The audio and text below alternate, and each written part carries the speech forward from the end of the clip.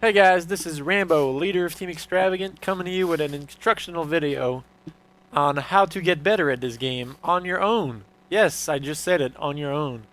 Pretty sick, isn't it? I'm going to start off by the key to learning this game is to acknowledge what you're doing right and what you're doing wrong. So mainly, when you watch yourself play in theater mode, which is the easiest way of doing it, unless you capture card yourself in a GB match, and people don't have recording on, which you can do also, but for those who don't have the luxury of a capture card, theater mode is your best friend. So, to go back to what I was saying, the easiest way to learn how to play this game correctly is by making or going over your video clips and seeing what decisions you're making right and what decisions you're making wrong.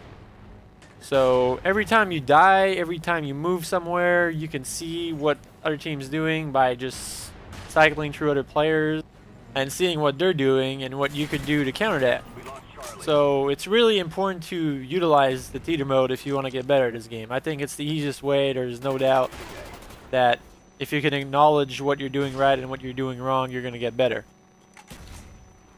For those wondering about shots, shooting skill, and all that shit, for sure you need a base of a shot. You need to be able to aim at enemies, but if you outsmart enemies and you're always putting yourself in positions where you don't have to get to like outgun someone where they're waiting for you, I mean, it's pretty self-explanatory that you're going to be a good player.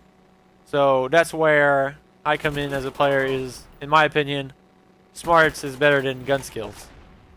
Smarts allows you to be better as a team, be a better team player, and mainly help your team win a lot more than having a good shot and not gunning 1,000 people in one game.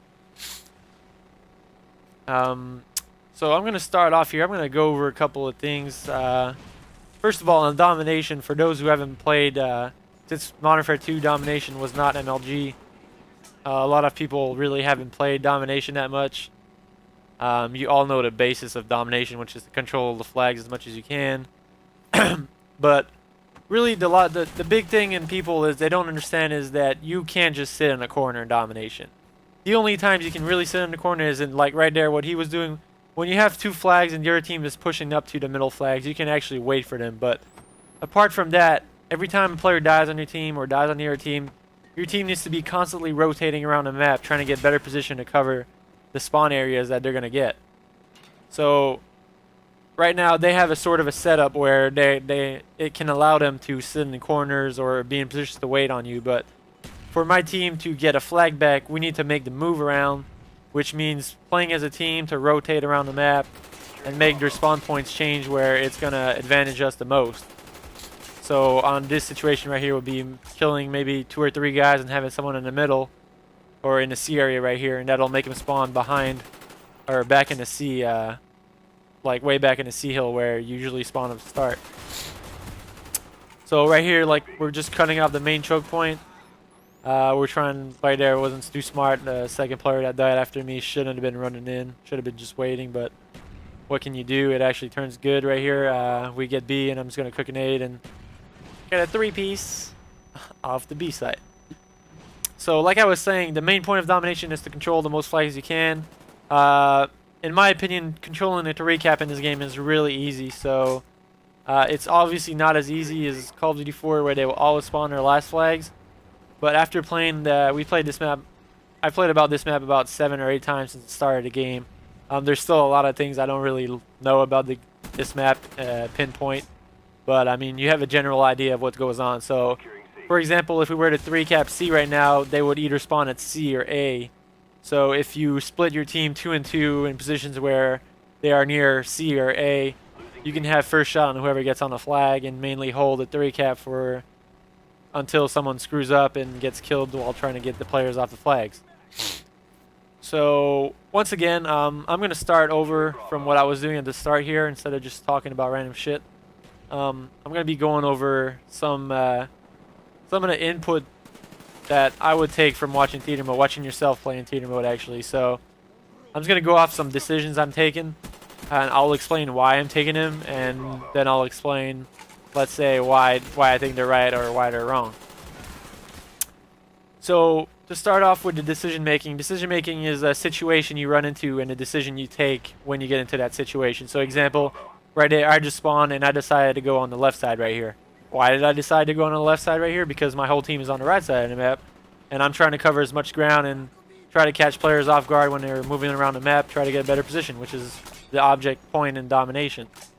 So I killed the guy in the middle, and I decided to go to their spawn right here since most of my team is spawning where I spawned originally at the start of that life, and I moved up to the left.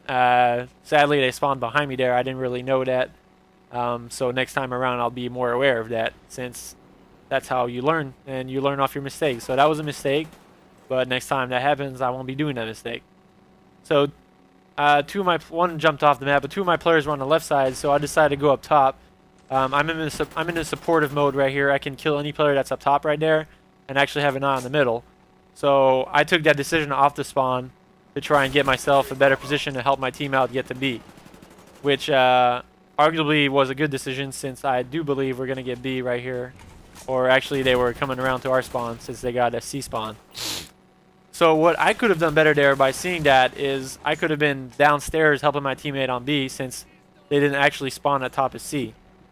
So just because I was up top and I wasn't on the flag or near the flag with my player, he had to cover a lot more than he should have been to try and get the flag on his own, which wasn't the right decision on my part. I could have had a better impact on the team play right there.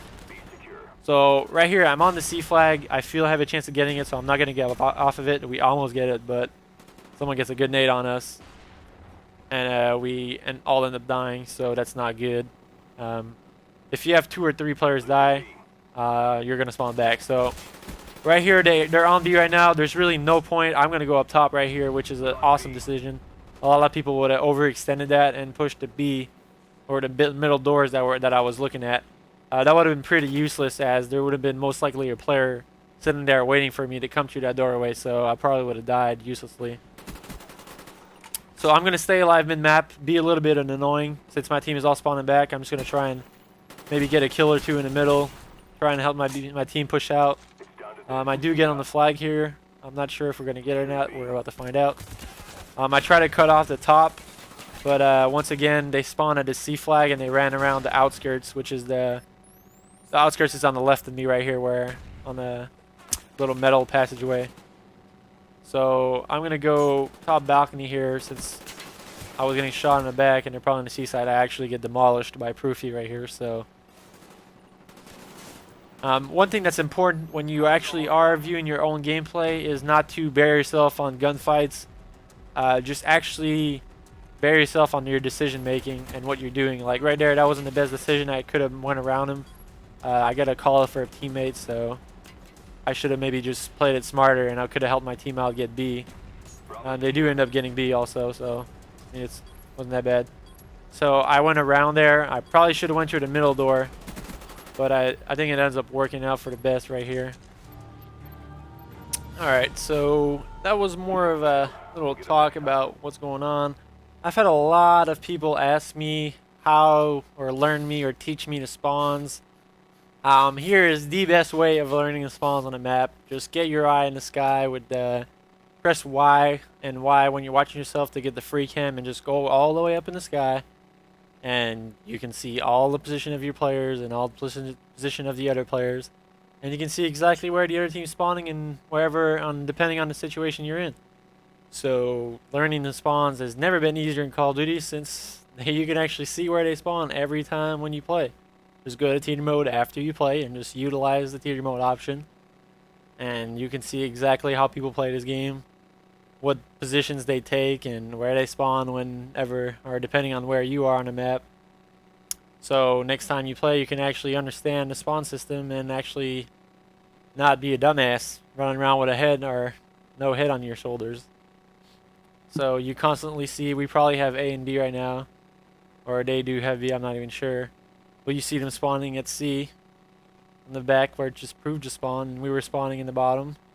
They keep spawning up top when they have C. They keep spawning up top when they have C. So that's like mainly the reason why, whenever you're in the balcony area, why you want to watch middle door. Middle door is so important because they're all the way back C. And when you're on the other side of things, where the red team is at right now, you want to be watching that middle door and the outskirts, since everyone seems to be going that way. So it's really these types of thing and these types of theater mode you really got to utilize to make yourself better, because it really will help you on your game and possibly even your team if you can watch this together and you can like build setups and build strategies off theater mode and what you see in theater mode. So I hope it could be a help for you guys today. I'll be making more videos, probably coming out with a couple of pro tips videos with PGN. I hope you guys enjoyed this, and yeah, have a good one.